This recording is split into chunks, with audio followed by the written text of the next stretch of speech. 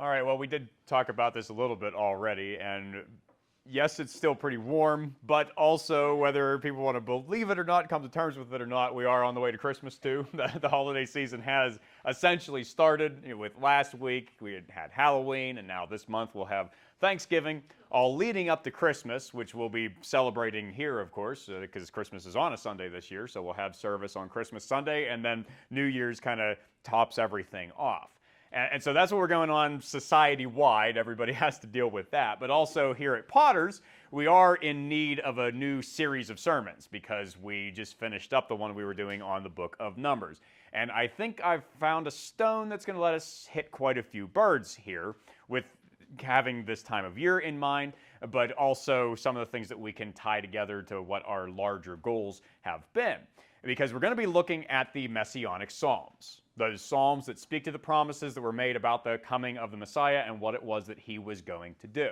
Now, if you have been, of course, paying attention, then maybe you're saying, well, this was supposed to be a New Testament series. And yes, we were just in the Old Testament, so the New Testament should have been next, but I can do whatever I want to, for one thing. For another, this is very New Testament-centric if we're going to be talking about the Messiah. And the reason why we're doing this is because it lets us return to the Psalms. We talked about this last year when we did the Psalms of Thanksgiving, and how if we try to do what we normally do by running through it as just a whole book of the Bible, there's 150 of them. It would probably take me a year in order to do that without really just cutting things short in a way that wouldn't be good. So instead, I'm going to be picking themes and going through those kind of one at a time, maybe once a year, something like that. It does work out. This one's pretty much the same time that we did last year's too. And so it's going to be a shorter series also for that reason, which is good for the season, because we'll be able to do 6 of these and then one for Thanksgiving mixed in there as well before we get to Christmas Day.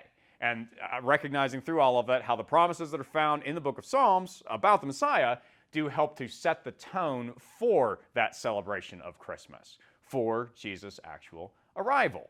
And so first we're going to be looking at Psalms chapter 2. And so if you have a Bible, now would be the time to go ahead and pull that out to look for Psalm chapter 2. But this is the first example. This is where we want to see here that no power rivals the Lord. Nothing can thwart his purpose in Christ. And so we have to trust in him rather than suffering the scorn that awaits the rebellious who reject the Son. So Psalm chapter 2, and we're starting with verse 1. It says, "Why do the nations rage and the peoples plot a vain thing? The kings of the earth set themselves, and the rulers take counsel together against the Lord and against his anointed, saying, let us break their bonds in pieces and cast away their cords from us." So this starts out with a view towards the nations and the people is what's being talked about here, and it really concerns the pursuit of power. That is what they are after as this psalm begins. And so this is really the nature of all sin. It's just rebellion. That's what it is. But politics, statecraft, nationhood, that's kind of an easy place for us to see it because that is where it's kind of broadcast pretty obviously that people are pursuing their own advantages, and particularly when it comes to countries. And this has just always been the way that it is as long as tribes have existed. Nations want to expand. And so when they face anything that restricts them, they see that as an unfair imposition. And they want to ignore the nature of those boundaries and borders that they run into, and they want to try to avoid the natural consequences that come with trying to go against those borders and boundaries. And so they're seeking to put themselves in the place of God. And when countries do that, it's a bad thing, and it can lead to wars and to rebellions. But of course, just in general, it's bad for all of us. This is what everyone does, because we experience the role of God as bonds and cords. That's what they say here. Let's cast those things off from ourselves. That's how they view the rule of God and of the Messiah, which is what it means when it says anointed there. In the Hebrew, it's an Anglicanized, it's taking it into English, but Messiah is the Hebrew word for it, and then the Greek word for it that we use is Christ. And the anointed one was the chosen one. So all of those are pretty much interchangeable terms, but that's who we're talking about here. And of course, as Christians, we come to understand that the rule of God is not the slavery that a lot of people can think that it is, but it is how they feel about it because they want to determine themselves.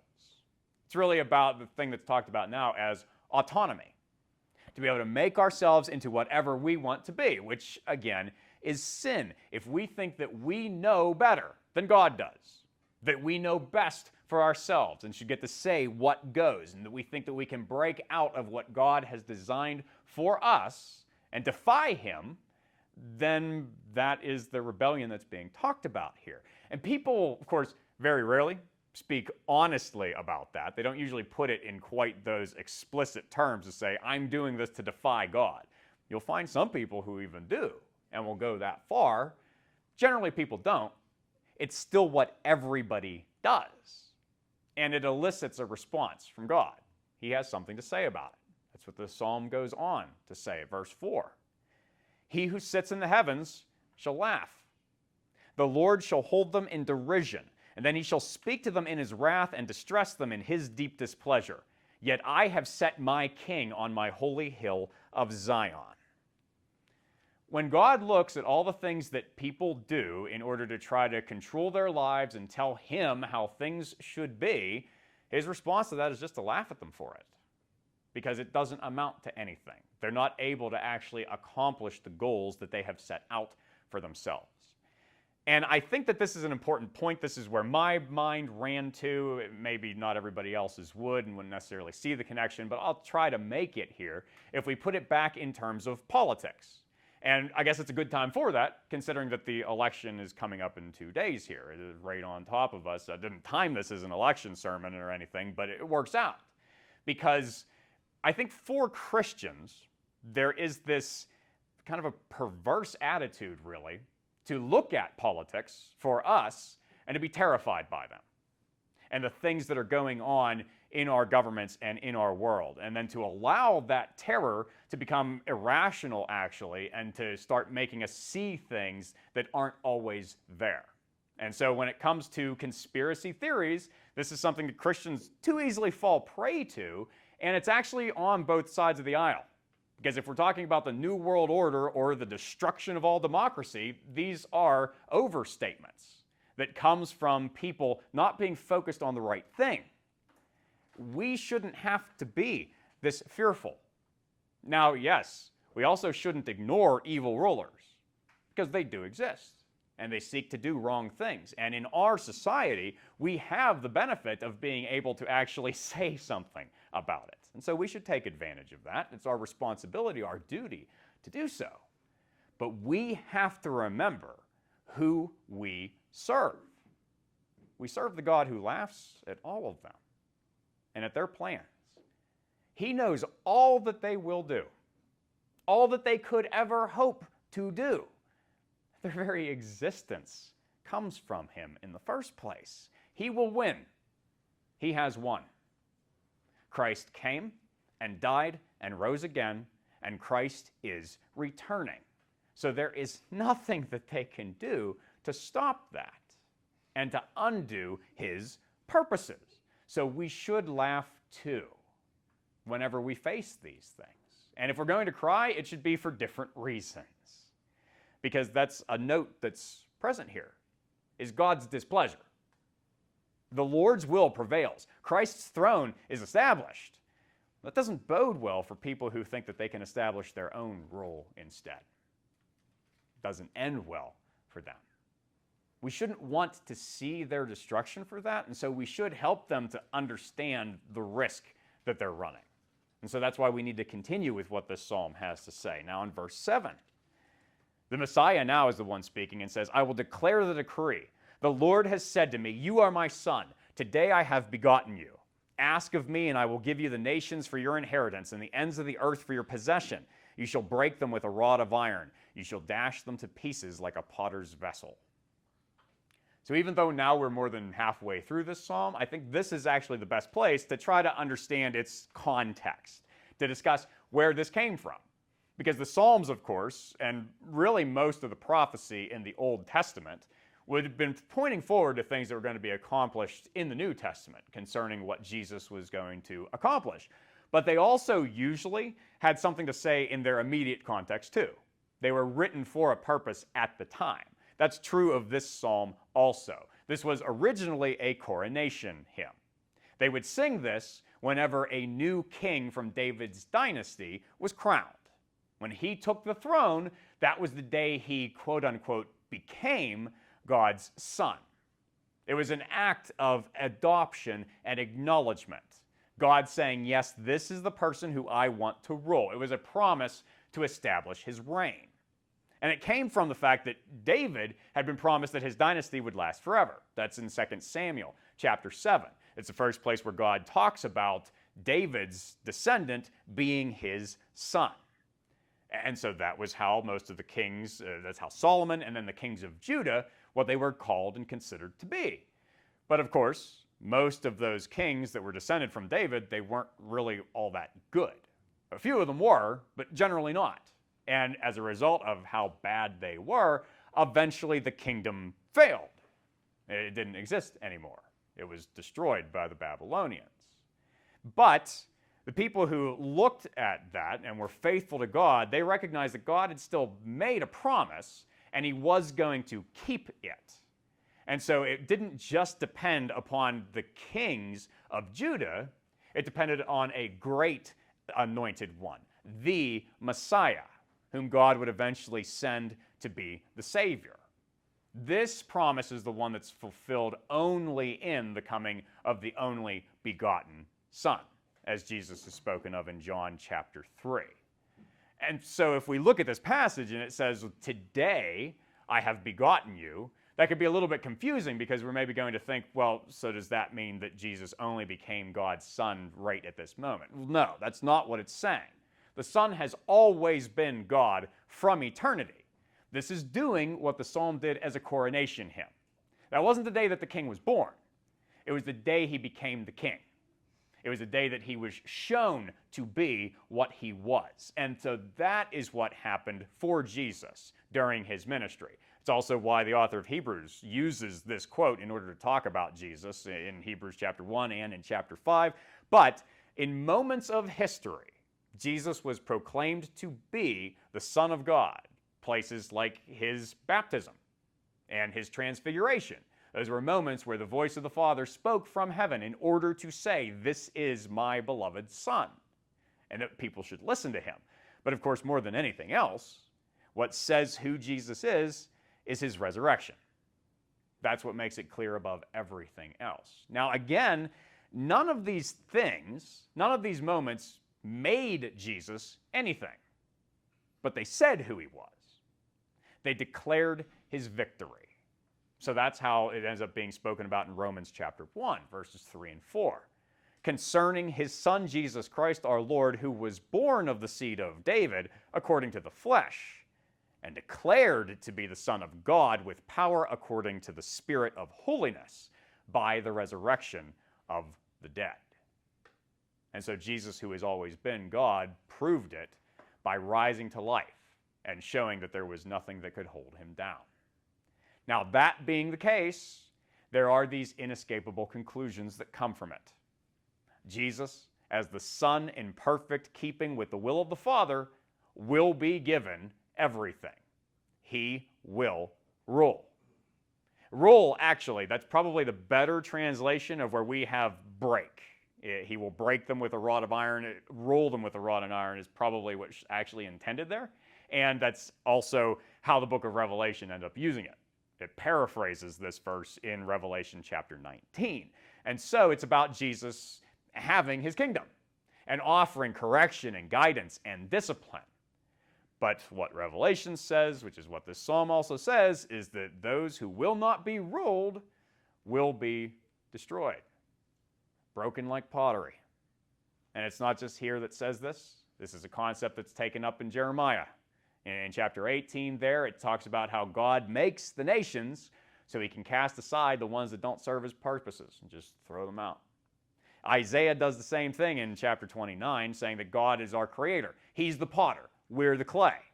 The jars that are made by him are in no position to upend his plans. And you have Paul saying the same thing. Usually when we focus on pottery here, of course, we're thinking about 2 Corinthians 4:7, that we have this treasure in jars of clay. That's our foundational verse here. But Paul also, he actually goes into this more depth, really, in Romans chapter 9, because that's where he talks about the fact that God is in control. He is determined to judge those who refuse him. That's what's going to happen. They'll be cast out. Whoever refuses the Messiah will be shattered into pieces that can never be put back together. Certainly not by themselves. They don't have the power for that. So they have to come to terms with it. And that's what this psalm closes by saying we should do. Verse 10, it says, "Now therefore be wise, O kings. Be instructed, you judges of the earth. Serve the Lord with fear and rejoice with trembling. Kiss the Son, lest he be angry, and you perish in the way when his wrath is kindled but a little. Blessed are all those who put their trust in him." So this is where we're supposed to find wisdom. Bad pots are going to be broken. So don't be bad pots. And this is not moral instruction, because again, all of us are sinners. This is about being useless by refusing to be used. It's about, I like the way that Derek Kidner puts this. He said, there's no refuge from Christ. There's only refuge in him. That's the idea here, is turning to him. Another way that we put it, even more commonly, is if you can't beat him, join him. That is what is being talked about. So that when we can rejoice with trembling. It's what the psalmist says to do. Kind of an unusual way to put that. We wouldn't normally think of that, but it is what we're supposed to do.